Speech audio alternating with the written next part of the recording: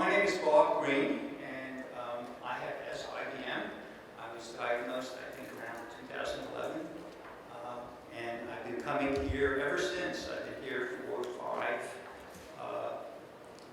of these annual conferences, and I think for the last 2 years we've been doing presentations for veterans in the evening, and we've had guest speakers, and we try to help each other. Everybody here is either a veteran, I assume, or a family member of a veteran, so you are perhaps already experienced using the VA or are interested in learning more about it. So we've supported each other and helped each other in learning more about the VA bureaucracy and the kind of benefits that you can get from it. It's, as you know, a complicated bureaucracy with rules that are only known to the VA. It's kind of like the military. They always used to say there are three ways of doing things: the right way, the wrong way, and the Army way. The VA is the same thing. It's a culture unto itself. So what I bring to this is that I worked for the VA for about 30 years, and I like systems work. I like to make things happen. I like to find people in the system who understand that there are rules and regulations, and we like to interpret them in a way that will benefit people and benefit the veteran and their family. And so I took a great deal of pride in being a public servant and trying to make it work for people. But it's one thing to work in an institution, it's another thing to look at it from the other side, and that is as a patient, as a family member of a veteran, and to experience what it's like to deal in a bureaucracy where you often feel helpless to the system. And so what I hope that people will get from a workshop like this is an understanding of how the VA works and how you can make it work for you. Again, working in a bureaucracy, sometimes no means no, and sometimes no means yes. You don't know. And so how you negotiate that becomes very important. And I've become a big fan of Ray and Greene Lesoine because they have been able to really take advantage of what VA healthcare is about. And so I wanted to give everybody here an opportunity to listen to their story and to hear what they have to say, and then perhaps we could do some questions and answers. So without further ado, I turn it over to Ray. Hi, guys. That cover slide kind of says it all. It's VFW magazine in August of 2013. 60% of vets don't know what they're entitled to. And that's the boat we were in several years ago. We'll get into more detail shortly. We got a copyright release. I got this slide. Oh, I'm just not talking into it. Let me sit here like this. Left your button, see if that helps. She wants that life insurance. Try that. So we got a copyright release from the VFW, and Camille's a professional photographer and an expert in Photoshop, so she put the flag on the back. Okay, advance. The reason we do this, and I'm going to have to get up close to see this. Hope you all can see it. Cover image says it all. I was discharged in '71, and the only benefits I remembered from back in those days was a GI mortgage and 10 years of education benefits. I found out I was eligible for compensation in 2011, and from a friend of a friend who happened to be on a camping trip with us, and he worked for the compensation department at Bay Pines in Florida. I found out I was eligible for medical in 2012 because my neurologist at that time was Dr. Chichkova. I think she's presenting some sessions here, and great lady. And she works for the VA at the Tampa hospital 1 day a week. And one day when I was in there, she said, "You were in the military, right?" "Yeah." "You're eligible for VA medical." "Not that I know of." She said, "You are, apply for it." So I did. In the 2 years prior to that, we spent somewhere around $15,000 out of pocket on equipment, medical bills. You guys know how expensive this equipment is. You know, the conversion vans and all that kind of stuff. And that's having Medicare and Blue Cross Blue Shield. So there was a big strain on the finances. And our goal in life now is to inform veterans. We run into veterans everywhere that don't know they're entitled to anything. We were on a cruise with Helen, that's our daughter. Back in the fall, we found a half a dozen veterans just in conversation that had no idea they were eligible for any kind of benefits. We do volunteer work with Minnesota Operation Troop Support, and when we march in the parades, we've got these neat brochures that the Florida Department of Veterans Affairs gave us. It really summarizes the VA and the state benefits pretty good. So while we're marching in the parade, I've got a big 3x5 flag and a poster made of that first slide on my wheelchair. Camille's passing out these booklets to anybody that looks like they were in the military. And we find them everywhere. Go to Home Depot, we find them just in conversation. I wear that veterans hat a lot, and people come up and just start talking, and they know nothing about benefits. Next slide, please. This is the most important thing that I want to stress. And this is based on, well, I'll get that on the next slide. It's very important. Disabilities and illnesses do not have to be service-connected to get VA medical benefits. It's, one thing I forgot, we want to hold all questions and comments till all three presenters are done. So. And I'm on about a half a dozen Facebook pages for snipes and Navy and destroyers and all that good stuff. And this comes up pretty regular. And there's a vast majority, like that cover slide said, they just don't know. Like I didn't know 2 years ago, 2.5 years ago.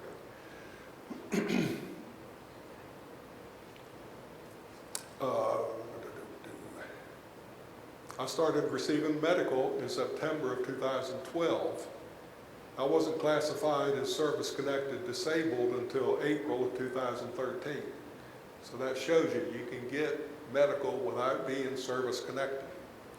I get a small compensation for Agent Orange exposure in NAM, but the medical benefits greatly outweigh the monthly compensation. Next slide. My background, served in the Navy from 64 to 71. If there's any snipes out there, you know who you are. During that time, we deployed to Vietnam. And that's very important when it comes to VA benefits. There's benefits granted for veterans who were exposed to Agent Orange, and any vet that stepped foot in the country of Agent Orange or is on the Navy brown water ship list from Vietnam. That basically means you were on inland waters. You're automatically covered for the diseases that they list on the Agent Orange presumptive disease list. You do not have to prove it was caused by Agent Orange. There's a lot of discussion, and I think there may be a bill in Congress now to get the blue water ships classified as brown water. I was lucky, my tin cans that I was on, that I got off of in 71 was put on the brown water list in 2012. And they're adding ships, and they just added transports that were actually spraying the Agent Orange to the Agent Orange location list. So if your ship or whatever's not on there, there is a website you can go to, and it's Agent Orange locations. If you meet all the criteria, you do not have to prove your diseases are caused by Agent Orange. A couple years ago, the British and the Australian VA determined that Agent Orange, like if you were anchored in, again, I'm Navy, so I'm just going to refer to the Navy. If you were anchored into Nang Harbor, you're on the blue water list, not the brown water list. But the British and Australian VA determines several years ago that if you're running the evaporators aboard ship to make drinking water, it concentrates the Agent Orange to a higher concentration than what they're spraying out there to kill the foliage. But as yet, our VA has not approved that. But like I say, I think there's even a bill in Congress to make blue water Navy, brown water Navy. And then some plane crews were recently added. Okay. For me, my presentation is based on actual experience. I don't try to interpret VA regulations. I talk about what actually happened when I applied. I will maybe speculate once or twice based on input from other veterans. But what I have been personally involved in, there's for me, two basic parts of the VA, medical and compensation. And they're only linked, they're two separate departments. They are linked in one or two categories when it comes to setting priority group codes on the medical side. It's based on your compensation, service-connected disability to some extent. Medical, they cover adaptive equipment, doctors, testing, surgeries, lab work. I've been to about a gazillion doctors, occupational therapists, GP, eye doctor, eyebrow surgery, occupational therapist, I think I said, neurologist, 2 neurologists, and both of them were familiar with IBM, which surprised me. But, yeah, hearing aids, eyeglasses. But even if you do not have service-connected disability, you're eligible if you meet the criteria we'll get to shortly. The medical side, there's a form that you fill out. You can fill it out online. I think it's a 10-10EZ or something like that. You can Google it. It's real easy to find. One section in there, you talk about your military service. There's a block you check if you have a Purple Heart, if you were a POW, if you were a Medal of Honor winner, if you were in Vietnam. And it's Vietnam service, not Vietnam era. Then when you get to the next section, it asks for a financial disclosure. If your annual income threshold, there's an annual income threshold by area, geographical area. If your annual income exceeds that, you're put in medical priority group 8G, which is basically you make too much money to get benefits. If you check any of those boxes in the previous section for the exemptions, then you do not come under the threshold, the income threshold. In fact, the way I understand it, you don't even have to file the income information. I did when I filed, but I don't think I had to. I was exempt because of Vietnam service. Again, not Vietnam era, but Vietnam, wear that nice little ribbon. Compensation, that's where they classify you with service-connected disabilities. And your percentage of service-connected disability may result in a monthly payment from the VA. Because my ship was Brown Water Navy, I was in Vietnam, and I have heart problems and diabetes. That's on the Agent Orange presumptive disease list. I get 40% compensation, which is nice. It's a check every month, but the medical side is so much more beneficial, and you do not have to be service connected. And they've got a lot of other benefits, including burial, but I haven't used that firsthand yet, so I'm not going to report on it. Maybe later when I do use it. Okay. My medical experience. I filed my first claim for medical in April 2012. Again, I was told by my neurologist that I was eligible. There's a lot of outside doctors that work for the VA. The guy that did the eye surgery on me had an outside practice. He worked for the VA 1 day a week. My neurologist was the head of neurology at Tampa General Hospital and a professor at USF Medical School, and she worked at the Tampa Hospital 1 day a week. When I first applied, I was assigned priority 8G, which was income too high. but my DD-214 had that I was on, in NAM. Evidently, the DD-214 isn't good enough, because you can also go to the VA for, it's like, based on the Freedom of Information Act, I request a copy of my C file. And they will send you every piece of paper that's ever been generated, as long as it's not classified, with the DOD and the VA. So I got that, and it was a big filing box full of paper. One of those papers was where the VA contacted the DOD to verify I was in fact in Vietnam. So that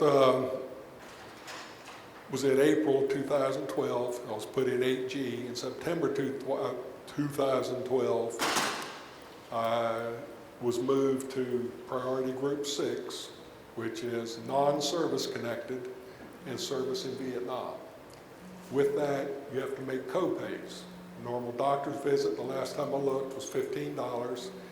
A specialist was $50. Prescriptions were $8 a month. I started sitting down and reading the handbook. Nobody was telling me about all this stuff. And I found something called catastrophically disabled. And that is if you need help with daily activities from either a caregiver or equipment, like we have to use a patient hoist and Camille has to do everything for me. So I applied for catastrophically disabled. That was approved in April 2013. I was moved to priority 4. The big thing about catastrophically disabled, it does away with the co-pays. So now my medical is 100% free, paid for by the VA, including prescriptions. Also in April 2013, that's when my compensation claim was processed. It took 22 months. The national average back then was, I forgot, 9 months, a year, something like that. Except Bay Pines, it was the second highest in the country, exceeded only by someplace in Texas. Anyway, it took 22 months to process it. I was given 40% service-connected disability for heart disease and type 2 diabetes. That moved me to priority 2. And these priority groups, the lower group you're in, the better you are if they don't have the funding to take care of everybody. Priority 1, I think that's 50% to 100% service connected, maybe a couple other items. So they're going to get the benefits first. And then priority 2, priority 3, all the way up to priority 8. In December 2013, again, reading the handbook, I find this thing called Veterans Directed Care. It's got basically the same eligibility definition that catastrophically disabled is. You need somebody to take care of you. So I applied for that. They've got several other programs for in-house assistance and everything, but after calling all those different groups, they said, you need to talk to Veterans Directed Care. So I did.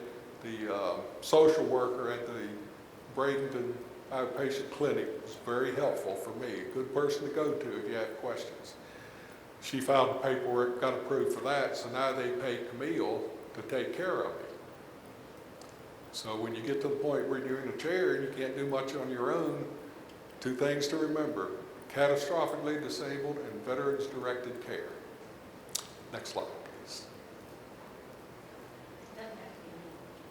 Oh, it can be any caregiver. For me, it happened to be Camille.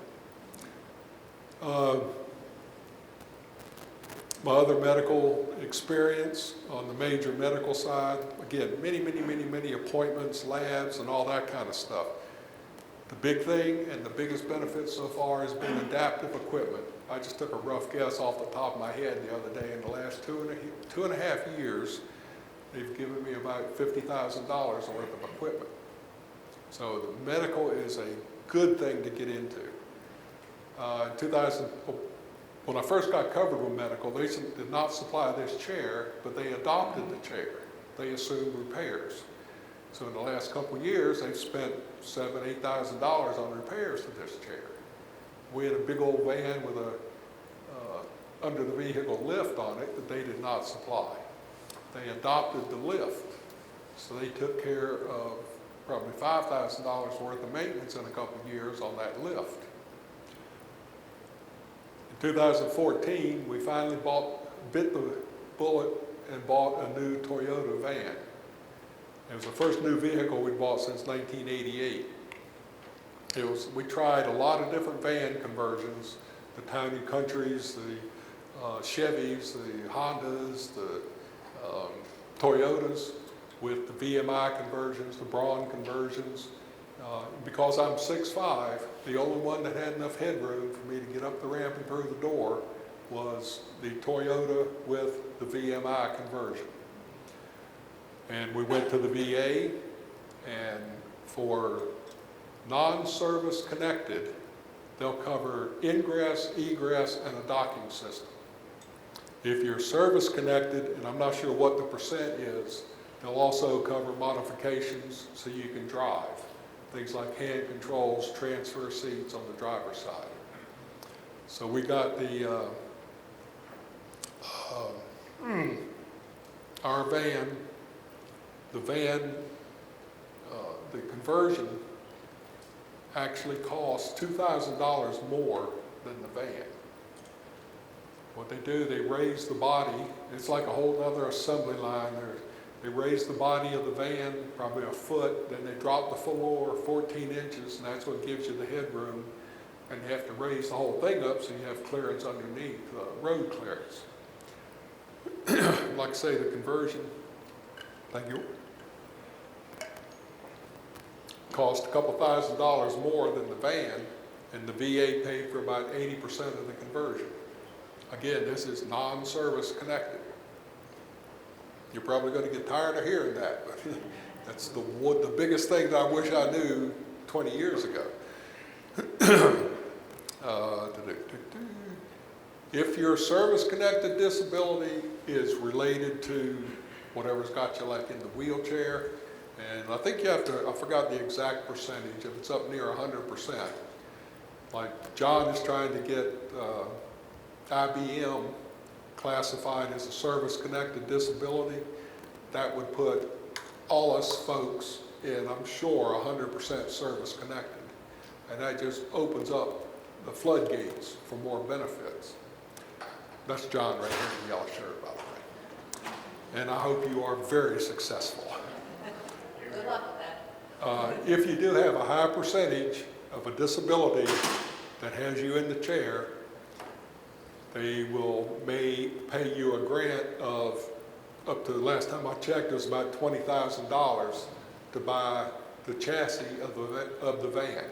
And then on top of that, they do the conversion with ingress, egress, and docking system.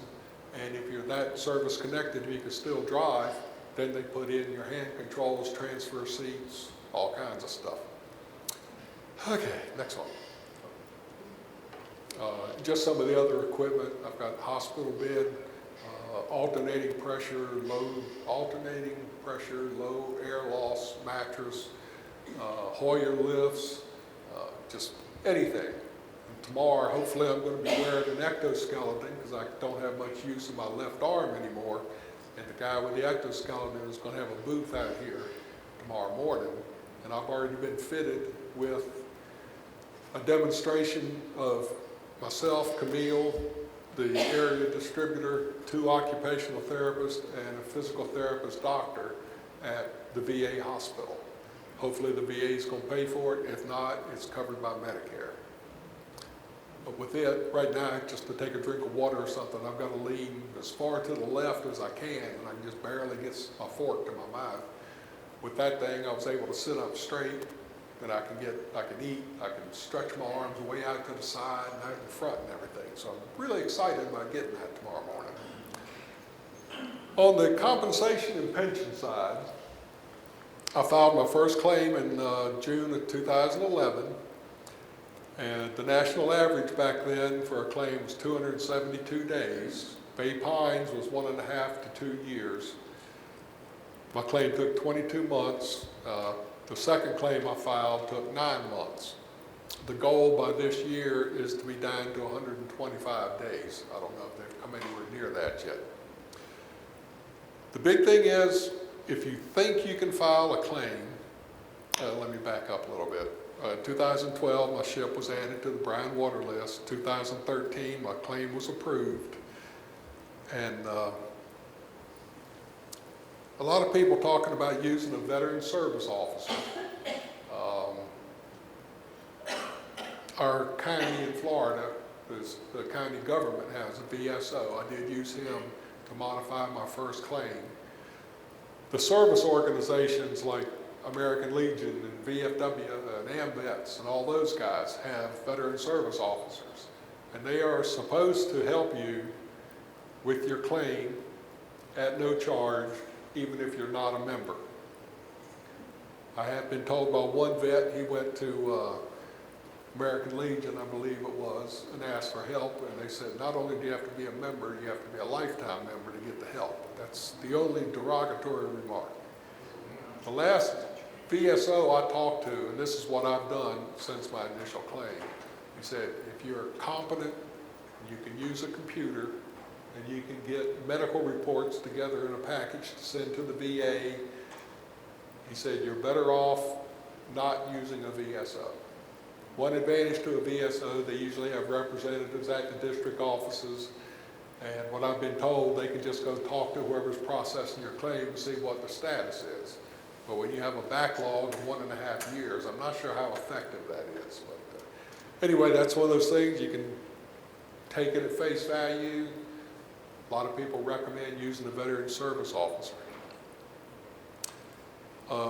Myositis, as of the last time I checked, was not service connected, but filed now. When my claim was finally processed and I was given 40% disability, I was sent a check retroactive to 22 months ago when the claim was submitted. And what I've been told by veteran service officers, and I believe somebody in the VA, if you file now for like IBM, which I've already done a couple years ago, it gets it in the record you filed for IBM. It's not service connected, they're going to disapprove you.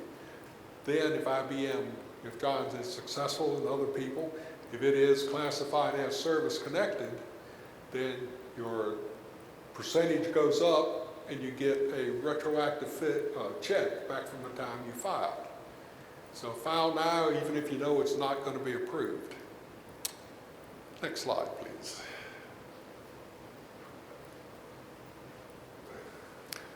This is just some resources. I don't know how it shows up there. Not very well. I keep wanting to put things in as hyperlinks when I didn't want it to. There's a list of, the big thing is, go out to Google, Bing, any of the search engines, just put in what you're looking for. You go in there to Google and put in Agent Orange presumptive disease list. It'll bring it up on the VA website. Or VA catastrophically disabled, it'll bring it up. So there's a lot of information out there. If you can use the internet, telephone. About all the hospitals have eligibility offices. Give them a call. Hop in your car and go down to the local outpatient clinic or one of the hospitals. They've got an eligibility office. You can go in and talk to them. You may have to call ahead and make an appointment. Just look up the phone number. But the information's out there, and that's how I found 90% of this stuff, which is between Googling and the benefits handbook.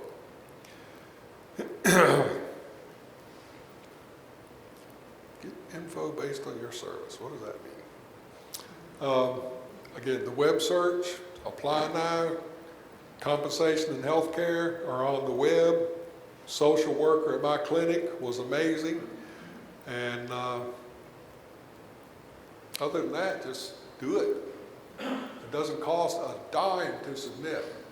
If you're submitting for compensation, get as much medical records that you have from your doctors, whoever they are, and send it to the C&P folks. And I thought I had their phone number out here. It may be on the next slide.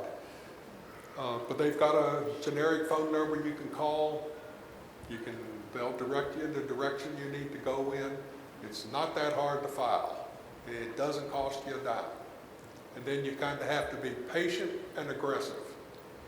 On the medical side, I've had things fall through the cracks. I've had things take a long time to be processed. So sometimes, depending on the department you're dealing with, you may have to make a phone call. If you still have problems, they have patient advocates. If you can't get anything from the people you're working with directly, you go to the patient advocate. But all in all, 99% of the people I've dealt with at the VA have been marvelous. And I'm sure you've noticed they're advertising a lot more on TV and Facebook, trying to get the word out that there are benefits out there. So I don't know how many veterans don't know now, but they're doing a whole lot better than they used to. One of the first folks I talked to at the VA when I said that I didn't know anything and I was discharged in '71, he said the VA does not go trolling for vets. Now with all the problems they've had the last couple of years, they're being pretty aggressive at getting veterans in there to get the benefits they deserve. I personally would like to see every veteran get benefits. You know, we all served our time. We risk everything, but that's just my opinion, and I can see where that would drive the national budget crazy. You know, I don't think there ought to be a distinction between brown water and blue water Navy in my case, but that's the one opinion I said. I wasn't going to do opinions. Next slide, please.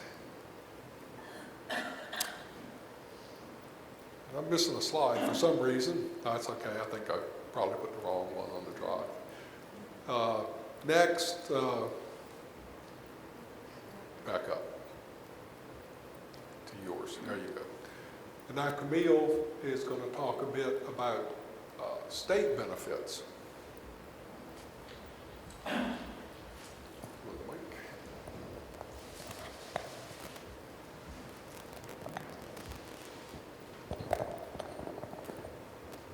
Our daughter Helen is going to pass out some booklets for everybody. We thought we were pretty expert on veterans benefits, and we know. Just a second. Evidently put the wrong presentation on my thumb drive, but the one on the top of the resources that didn't show up on this slide is the Myositis Association website. They have a section there for veterans, and it's got stories from a whole lot of vets out there. So that is another good resource to go to. I'm sorry. I said Ray and I thought we were pretty well versed in veterans benefits, and we happened to find a great booklet, and I can't even remember where we got the first one now, but we started thumbing through it. It's this booklet of Florida benefits for veterans. Now, it also includes a lot of veterans, or a lot of federal programs in there as well. And of course, I'm only going to talk about the Florida benefits. Now, I realize not everyone's from Florida. What I would do, though, is to go through this and see what's available in our state, to see if there's similar programs in your state. The first thing the biggest benefit that we've received by looking through this is the real estate tax benefit. And we had already called our local tax assessor to see if there was benefits for disabled veterans, and they said yes, there was, and we got a tax benefit. Well, after getting this book, we went through there and went, oh, there's something else in here that we could get, and it's because Ray was in the wheelchair, and we contacted him again, and they said, well, you're getting the benefit, and we said, well, according to this book, we got a bigger benefit. So, you know, check with your local tax assessor and see if there are benefits for disabled veterans. There's a number of other things available in our state as well. You get a free disabled veteran's license plate if your vehicle was purchased with financial assistance from the VA. If your vehicle has a handicap ramp, there's free parking at Florida airports. By the way, this is available to all handicapped, not just veterans. But as long as you have a ramp in your van, and we also did it when we had a hoist in the van, you get free parking at the airports in Florida, and you can also get free parking at the cruise ship terminals. So you have to contact them ahead of time, and they'll tell you where to park and what to do. So if you're planning on taking a cruise out of Florida, check into it. I did check recently to see if there were benefits like that in Baltimore. There were not. Too bad, so, because we're going to go on a cruise next fall out of Baltimore. But do check in there. If you have upper limb impairments and drive a specially equipped vehicle, you can get a handicap toll permit in our state as well. There's also discounts on state park passes. And this is also one that everyone can use. If you have your VA medical card or any other veterans card, you can get a 10% discount at Lowe's and at Home Depot. So, you know, we've spent many hundreds of dollars at Lowe's, and they're very happy to give us a 10% discount. That's on sale prices and on others. There's also other establishments that do give you discounts. We don't spend nearly as much money, though, at Joann Fabrics as we do at Lowe's. So just use this as a basis for your own research, and good luck with it. I've got two more things. If you get covered under medical, you get a ID card. It'll say service connected or non-service connected or whatever. And they'll take that at Lowe's and Home Depot. They won't take DD-214s anymore. But there was a law passed this month or last month that any veteran can get an ID card. And these benefits, the 10% discounts and everything, it's not for disabled veterans, it's for veterans. And if you weren't disabled or under medical, you didn't have any way to prove it other than your DD-214. So there was a law, went through Congress last month, I think, where any veteran can get an ID card, and I tried to figure out how you do it, and I haven't seen any instructions on how to do it yet. And one more thing on veterans-directed care. The last time I looked, it's only available in 29 states. It's not available nationwide. I think it is that. Yeah. That's 2011. You just have to know how to find it. Good. Okay, you have an update. Talking about once you get the catastrophic illness and then you get classified as having somebody in your own home who will take care of you. That's good. You can get that through any VA. It could be through the region that they do the evaluation.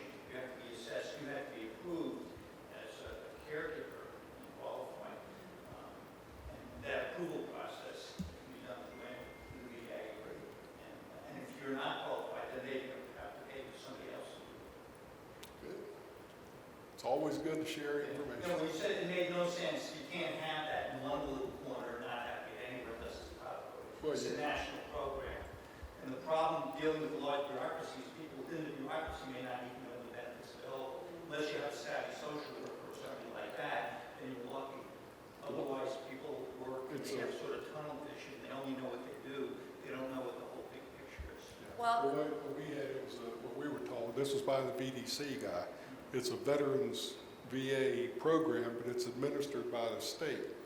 And there were some states that were balking at doing it. But I'm glad I was looking at some old info, and it's about, if it's available everywhere, go for it. You have to get approved by the VA. They have to develop a mechanism for doing that. Right. When I was active duty, I went to Desert Storm as When I was active duty, I went to Desert Storm healthy, able to do everything you're supposed to do in the Army. And when I came back, I started having the weakness and the pain and the muscle loss and all that. So I was diagnosed while I was still active duty with the myositis. They gave me 30% disability. Now, I was a nurse in the hospital. All the nurses in the hospital had hysterectomies, and which is no big deal, really. And they got 30%. Who's the they in this case? The nurses in the hospital, No, who gave you the 30%? Was it the VA or the Department of Defense? the VA. The VA gave you 30%? Yes, and they called it lupus. They don't have myositis. Did you get a medical discharge? Yes, And did they classify you when you were separated? yes. And that classification was not the Department of Defense? I don't know. I know when I retired, That You was have an a- expert here. That was a medical retirement because you met the 30% threshold, is that correct? I was in the Army for 23 years. Okay. And I got sick in 1991. I retired with a medical disability in 1993. But I got diagnosed in 1991, right after I got back from Desert Storm. And so I was medically retired, and I went to whoever I was supposed to go to. Boarding out process. Okay? And they evaluated me and said, oh yeah, you're 30%.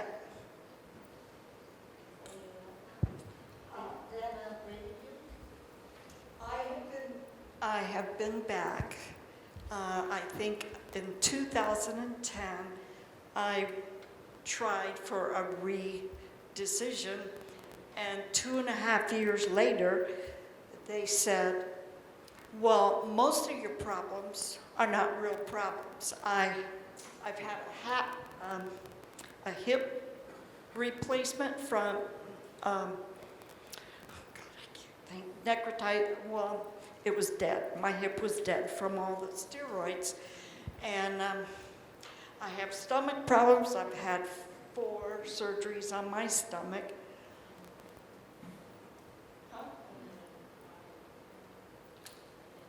So the good news is that your decision is still appealable. You can go back and say it should be more. In order to do that, the bad news is, unfortunately, the burden of proof is on you when you go back to the VA. To help you with that, if and when you do go back and you tell the VA it should be more, get that VSO. That VSO is so key. That and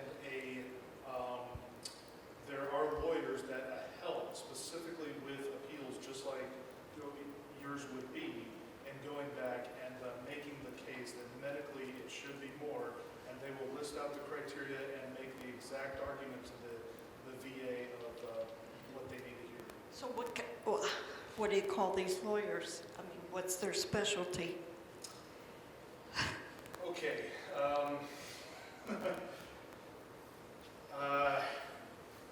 Well, I'll just I tell you. mean, there's a million billboard lawyers that say they can help with your disability or they can help if you're injured. So is it that kind of lawyer? No, it is not. There are a handful, I don't know, maybe less than a dozen lawyers that specialize in appealing to the VA of these kind of cases. And I'm trying not to, endorse just one. I used one. I'll just tell you the organization as an example, and it is VETLAG, VETLAG is the name of that organization. It's Veteran Legal Advocacy Group. That's the one I used, and if it becomes appropriate in this forum, I'll tell you my story. But it worked out very well for me. I had an interesting thing. I had been applied for ischemic heart disease and things like that, and I had pretty much given up on it because I also had the hypertension. And I had pretty much given up because I think the VA had come back 3 times and said disapproved. And then out of the clear one day, I got a call from a gentleman that says, I'm with such and such, and with a legal team, and we were reviewing some cases, which we have authorization to do, and we don't agree with the disapproval that you were given, and if you would be interested in letting us work that for you, we would like to refile that. I did nothing. Less than a year later, they came back and they gave me 60% disability for ischemic heart disease, Agent Orange related. And I could, to this day, I could not even tell you the name of the legal group. But Did they you have to called. pay them? I paid nothing. Did that come out of your reward? Nothing came out of my reward. So who would, I had no idea, but they took it and went back to the VA. I never heard of anything like that. I have a question, but to answer that lady's concern about legal, I've been working with the DAV to get my VA. I've been working with the DAV, Disabled American Veterans, to get my VA rating increased, and I did get it increased from 40% to 70%, and that's with them denying myositis. And the counselor I spoke to said that I really should be at 100%, and he said that the DAV will go to court for me if I don't get 100%. Now, I haven't pursued it that far, but he said that they were standing by, ready, willing, and able to go to court if necessary to get my my rating increased. I haven't gone that far. What's your percentage now? Right now, it's 70%. You can almost automatically get it. Once you get to 70%, you can. Well, I don't have a get it. You can get. I forget what it's called, but you can get it very easily pumped up to 100. Well, that's what I'm shooting for, but I fought like hell just to get it up to a 70%, and that's what them denying. That's the magic. Is it for one disability? No, it's for several. Is one of them more than 50%? The highest one is 50%. Then you should be able to get it. So I just need to go back. Administrative. So I should just go back for a reattack? Yeah, go back to your service officer. They'll do it for you. Okay, thank you. In his case, the DAV, like he's talking about, is one of the VSOs that can work for you and do exactly what he And just to follow that up, the DAV for me has been outstanding. I mean, I go in there and talk to the counselor. I don't fill out one piece of paper. They do everything, and I get results like that. I mean, well, maybe not that quickly, but I mean, they are so responsive. I can't speak highly enough of those guys where I live. They're just terrific. So I would definitely recommend them. It's called unemployability. I'll talk to you about it. I recently applied for VA health benefits and received a call last week. It was only about a month ago that I applied. I got a call from the VA saying that I was approved, and I would be receiving in the mail the packet explaining the whole thing. Now, my question is this. I spent 13 months in country in Vietnam. I submitted the DD-214, which showed Vietnam service and so forth. But I've also was diagnosed 2 years ago with prostate cancer. And nowhere on the application form did it ask about any diseases or anything like that. And my question is, will they send further questionnaire, or is it up to me to follow up? It's up to you. I'll explain. A couple of things here. What you're talking about is, we're talking about money. Anything to do with money is not VA health care. So you were deemed eligible for VA health care. If you're talking money, you have to deal with another administration. As Ray said, two separate administrations. One is benefits, money, the other is health care. So you're accepted into the health care system because you're a Vietnam veteran. You've been diagnosed with prostate cancer. It's presumptive exposure to Agent Orange, therefore it's service connected. However, you have to get medical documentation and put in a claim to the benefits people. And that shouldn't take any time. I mean, that's presumptive. Right. So when I hear processing going on for a year or something like that, something is very wrong. The fact of the matter is, if you have a presumptive case, it should be weeks. Right, it only took a few weeks. That's right. But my question is, I don't know what I'm going to be classified as. I'm thinking it's probably going to be HG like Ray was. And No. You're a Vietnam veteran. You're going to be, and you're going to get service connected for the prostate. So depending on the severity of the They don't prostate. know I have prostate cancer. They're going to ask that. They don't ask that in the initial application. Right, initially, so now it's based on your income. You may have to pay a copay. Right. That it'd be $15.50, but once you become service connected, that copay will disappear. And depending on the seriousness of the prostate cancer, will depend on the rate of compensation. Right. But you have to put in the claim separately for the prostate cancer. Okay, that's right. On the health angle. You're in the healthcare system Right, now. yeah. But I mean, by having prostate cancer, wouldn't that put me in a lower group in Yes. the healthcare system? Yes, you will. Okay, That's that's right. what And my then you question won't have was. to pay the copay. Right, yeah, okay. Yeah, but whether you're, whether you're 50% or whatever, you may not have to pay copays, but it's the same benefits.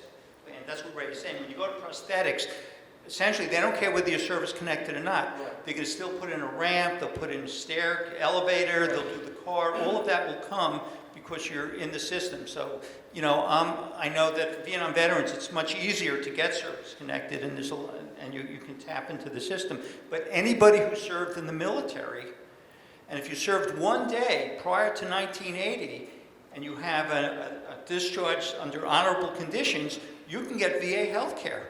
And the largest the body of veterans out in the community who are not taking advantage of VA benefits are veterans who served during peacetime. Because for the most part, and these are many of the people Ray may run into, they don't think of themselves as veterans. They didn't serve during a war. But that's actually a very large group of people in this country. So, you know, the idea that you can get health care from the VA for free and all these wonderful benefits, regardless of service connection. You want to get service connection because you'll get priority in terms of you won't have a copay and you may get additional benefits. Right, yeah. So then, just to clarify, I'm in this system, I'm going to be in the system, Right. but it's up to me to notify them that I'm claiming that it's possibly prostate cancer. They Correct. recognize prostate cancer as an Agent Orange type thing. Correct. So You have I don't have to tell them when I've had it and submit. You have to submit it to another administration. Oh, okay. It's another administration. That's what I'm saying. That's why it's so confusing, Ray. So Okay. it's like you're going back and Right. forth. Most people are interested in the money end of it. How do we get this service connected? I mean, to go from 70% to 100% is the difference between getting maybe $1,200 a year versus $3,000 a year. So and that you can get this now for unemployability. That's what it's called. Go to them. That's a huge benefit. Right, okay. And Right, so, thank you you. know, so you want to get both. You want to get into the healthcare system, Right. and then it's a question of getting service connected. Sometimes you want to get service connected so you can get into the healthcare system, which is another question. If you ever were treated while in the service for a broken leg, anything, it could have been tonsillectomy. If there's, you always had the right to then put in for a service-connected disability. You broke your leg, 20 years ago, you might have developed arthritis. You can now, at any point in your life, go in and apply for that benefit. Then once you get the benefit, even if it's 0%, then you get into the healthcare system, and the healthcare system may be more valuable than the benefit. I just wanted two comments. One is that if you have been approved to the service connected or whatever, 100% or around there, that you are eligible to get, like if you end up in a wheelchair or you're having problems with activities of daily living, let's say, and you have to have your house remodeled, there is a fee there. I mean, there are funds there for you.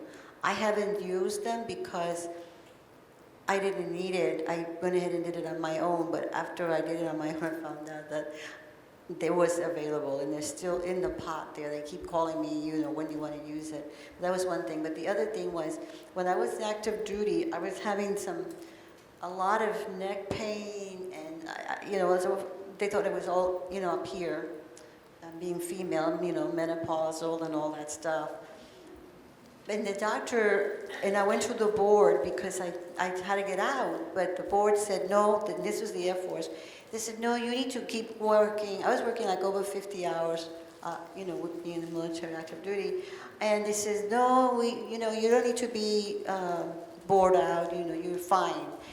But the doctor he was an Army doctor, and he was giving me shots in my neck because I was having all this weakness and pain. And he put myofascial pain. That's what he said. He didn't say myositis. He said put myofascial pain. And so when I got out and I went to the VA, I went to the DAV because the other guy that was working there for benefits, he didn't pay any attention to me really. So, and I was in a wheelchair. I couldn't even write or anything. So I figured I went to the DAV, and there again was another problem because they looked at me. I was a female, again, just complaining, blah, blah, blah. But the one doctor that he did and I was persistent. That's another thing. You have to be persistent, not ugly, but persistent. And I finally got somebody, and he went over my records. They went in and sent for my records to Landstuhl, because that's where I was before I came to the States.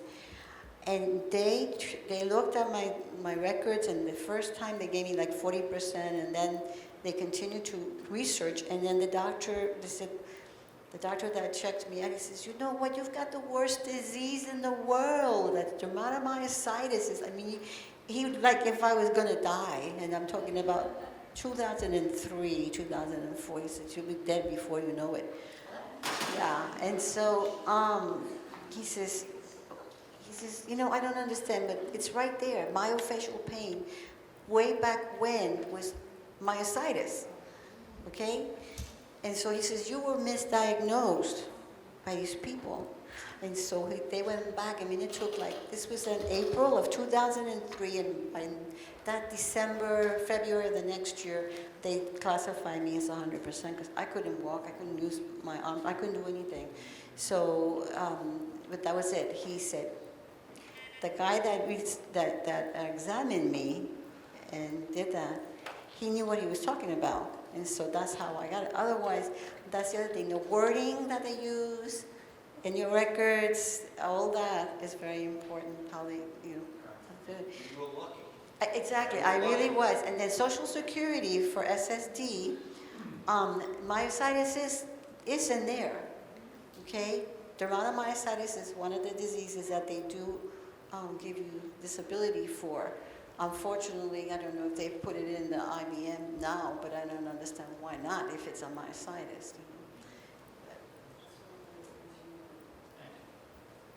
Anybody else?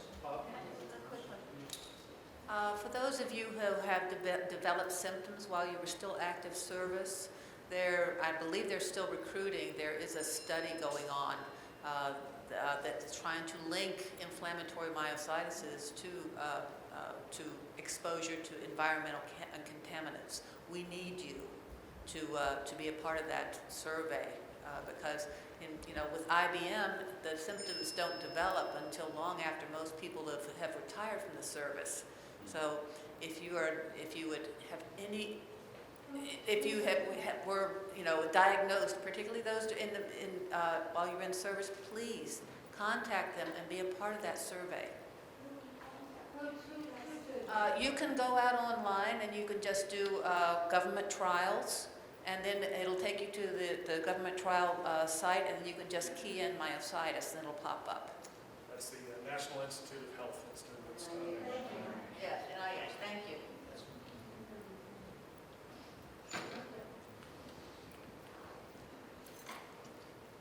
I may have an unusual question. I was in the Marine Corps for 24 years. In fact, I've looked around here and I don't think, if there's another Marine in the audience, would you please raise your hand? I don't think there is. We still love you. Too bad. Well, that's your own problem. But anyway,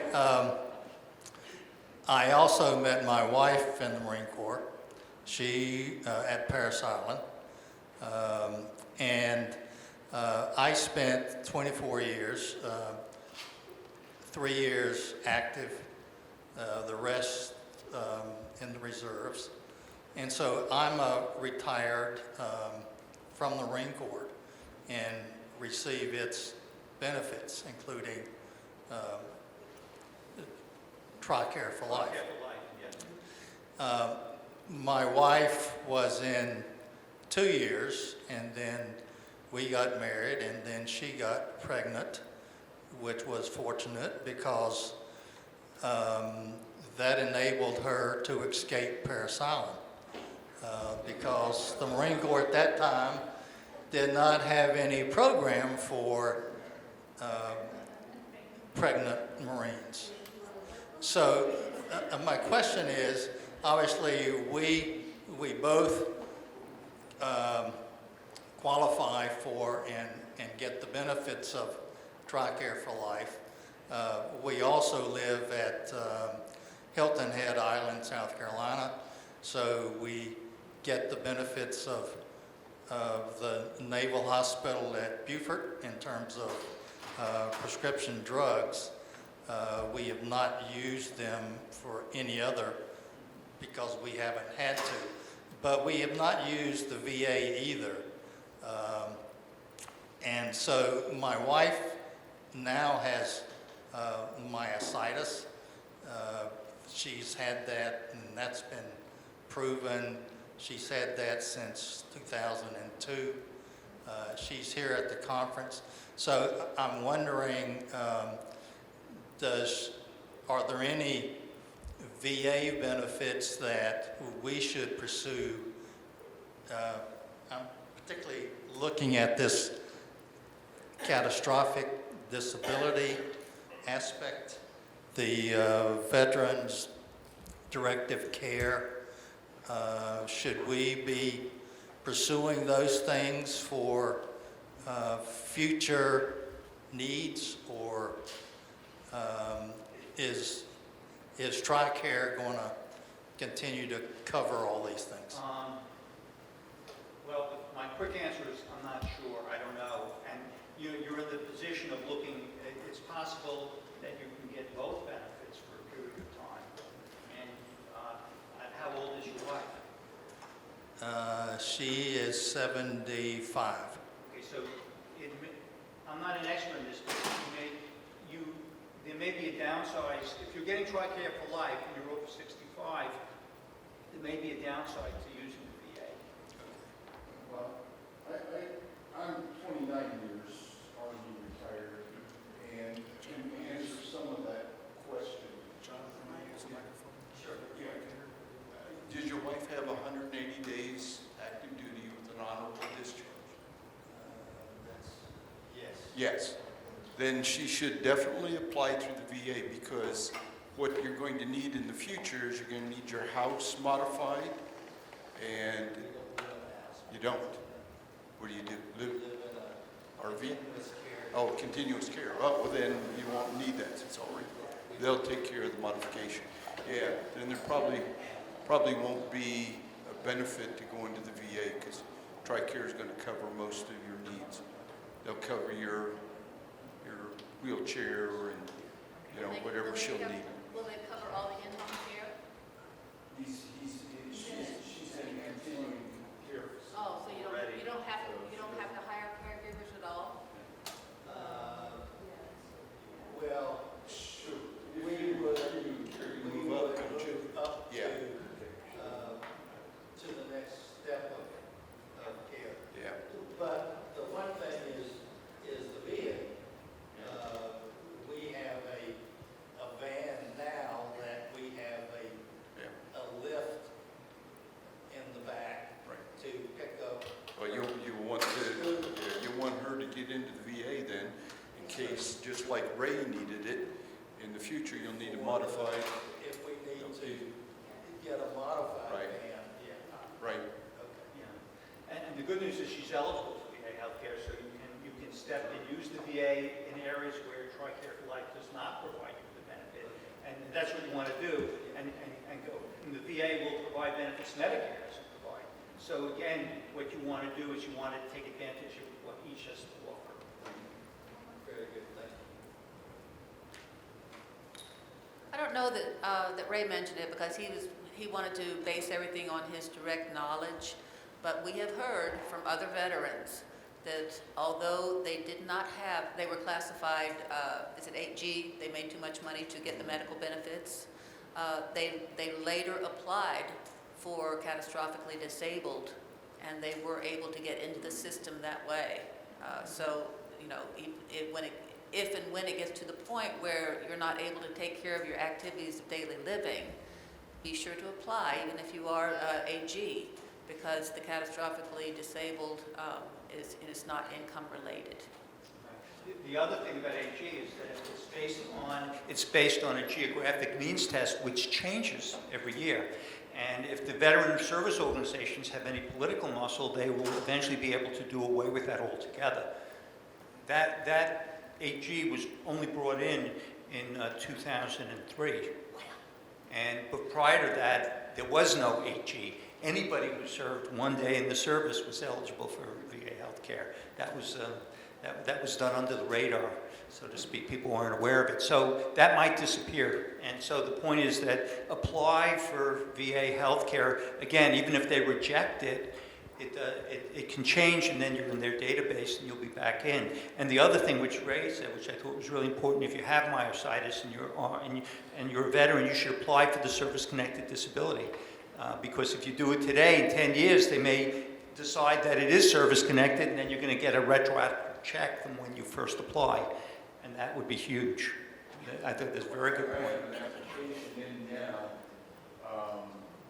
for all the Vietnam veterans who took hydroxychloroquine, which almost everybody took. Yes. That hydroxychloroquine, there are several studies that show a myopathy related to hydroxychloroquine that is very similar to. Explain this. Yeah, I'm going to get a little technical here. Inclusion body, polymyositis, and dermatomyositis all are related because they create vacuoles in your muscles. Inclusion body myositis, the difference between poly and dermo, is that it has proteins inside those vacuoles in the muscles. And these proteins are very similar to the ones created by hydroxychloroquine. They are different proteins, but the two agents, whatever's causing SIBM and hydroxychloroquine, whatever agents they are putting proteins in these vacuoles. So I've applied to the VA with John Hopkins, Dr. Christopher Stein's helping me out in this, to provide the records, and they're going to look at this and then make a determination on whether my IBM and hydroxychloroquine are related. If we can get that, then it's open for anybody. But, you know, there's a lot of politics going on, a lot of requesting. Right now, they want all of my records, which are about 10 inches of yeah, cases and cases, she says. But it's, you know. At what level of appeal is it? Well, right now, it's at, I don't know, it's at the Department of VA, and I can't remember who the gentleman was. Was the claim initially rejected? And No, it's just been, it's sitting there. it's just been working its way up, yes. So they came back about 3 months after I applied and wanted my medical records from, you know, my family doctor and everything, and my medical records from my active duty time, which when I sent for it and they got it, and I looked at it, I thought it was pretty funny. I was in 29 years, and they got 6 pages of medical records, 3 of which are my pre-induction physicals for my re-enlistments. I said, well, where are all the records? You know, well, we don't know. And it wasn't destroyed in the fire. So no, it wasn't destroyed in the fire. So I don't know where they are. But I did find out that because there are no records there, they have to take my word as any on anything that I say. You know, if I say, well, I fell down and I broke my shin in 1969 in Vietnam, you know, they have to take my word for it because there's something in, I don't know, you know the wording. What is it? The VA has to. It's presumptive. Presumptive. Presumptive. Yeah, truth in Well, what the. but your legal veterans- point is presumptive in the sense that you're connecting it to the Hydroxychloroquine. drugs that we all Yeah, had to take. yeah. So that would bring it. That's very exciting. Right. And, So I would imagine probably sometime in the next 6 months I'll hear back, and I'm on the TMA forum. I'm also on the Yahoo Myositis group, so you know I'll let everybody know what eventually comes out. so that's very exciting. Just putting notes to end on anything to say. I'll add some things if we could. Sure. Thank you. For anyone that I haven't met yet, I'm Chris Doder. I'm on the board of directors for the Myositis Association. I have hereditary IBM that I inherited from my dad, who also has IBM. One interesting thing to throw out first is that, as you probably know, 0.5% of all Americans serve in the military. However, when we did the member survey last fall that many of you probably participated in, I forget what the numbers were, but it was pretty amazing that it came back that something like 15% of all TMA members were veterans. So way, way above this level of the general population that have served in the military, which is rather interesting that we seem to be having a higher degree of myositis than the general population. A little bit about my own story. I just retired from the Air Force. I was medically retired because of my IBM, and kind of interesting with your case. When I was retired, went through the medical board process, and initially the VA rated me as a 30% analogous to multiple sclerosis, since there is no IBM in the VA rating tables. So in your case, they rated you analogous to lupus. For me, it was MS, and they said 30%. And I thought about accepting it and whatnot, and got some advice, decided to appeal, went through the legal process as I described to appeal it, got expert advice from this lawyer that specializes in appeals specifically to the VA and VA case law, which is very, very particular and very specific. And cut to the end of the story, and just phenomenal result. I ended up getting the brass ring that more than we could have hoped for. So they rated me 100% disabled, analogous to ALS, Lou Gehrig's disease. And with that becomes a Lou Gehrig's package that more than 100%. I also have special monthly compensation in addition to the 100%. Have the home adaptation grant, so something like $67,000 that the VA is offering to me to redo a home. The chair, the car, and all these things add up. Paying for my children's college. I mean, all these things are just amazing and just adding up and adding up. Unfortunately, you can't take just one case and it applies to everybody, as John, so I wish I could just give my package to everybody and say, here, copy this and send it in, because I am different. In one case, for one thing, I have hereditary IBM, which is a little bit different. I was active duty when I was diagnosed and went through the process, so that helped me get that automatic service connection to get that 100% rating also. But if there's one message that I could give to you out of all this, is that first of all, there's hope. Second of all, the VA has some amazing programs, and I'll tag on to exactly what Ray was talking about.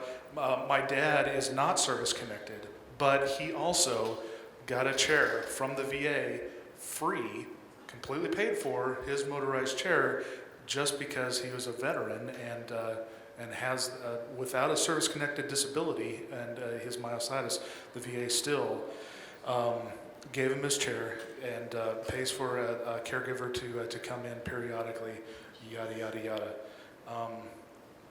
I won't take up everybody's time, more tonight, but if you want to talk to me more about anything about the hereditary genetic part of myositis, if you want to talk about more about veteran stuff, the board, please seek me out, and I'm more than happy. Okay, thank you.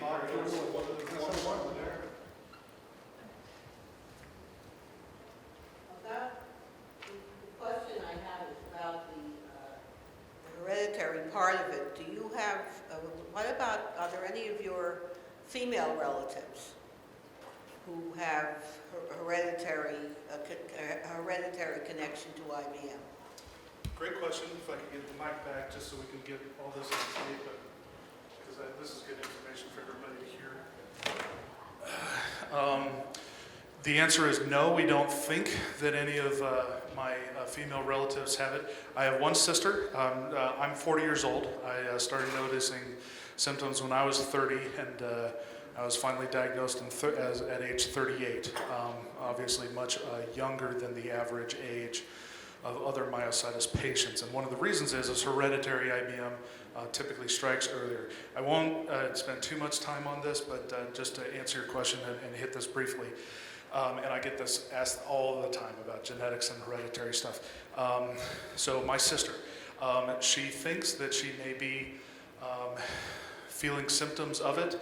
However, she has decided not to open the Pandora's box of genetics and do the genetics test herself that I did to get my diagnosis. There is a big discussion that is associated with getting into genetics and to hereditary forms of diseases. And I'm happy to have some of that conversation with people, but really you need to be talking to a geneticist and to physicians about that and all the particulars, because there are some very, very, very big and very serious issues that are associated with that. So as I said, my sister decided I'm not going down that route, so we don't know if my sister has it or not. But we know that I have it, my dad has it, and we think my grandfather had, my paternal grandfather had it. I'll leave it there. There's so much more, but let's leave it there. Dan? I'm Dan Butcher, and basically everybody in their packets should have gotten the little evaluation forms for the TMA. They're constantly trying to update this conference so that it meets our needs. So if everybody could please take one of those out, and it only takes about a minute and a half, 2 minutes, fill that in for me and I'll pick them up as you leave. Sure would appreciate it. Thank you. One last word. You need to talk to In the IBM breakout this morning, there was a guy in there that was initially diagnosed, instead of with PM and then getting IBM, he was diagnosed with ALS. And when it turned around and he got re-diagnosed with IBM, he said him and his wife just danced the jig. Because he was a happy camper.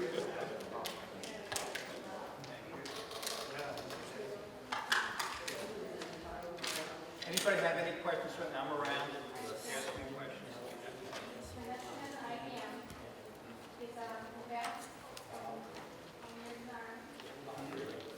Never served in Vietnam, stationed in Florida, actually.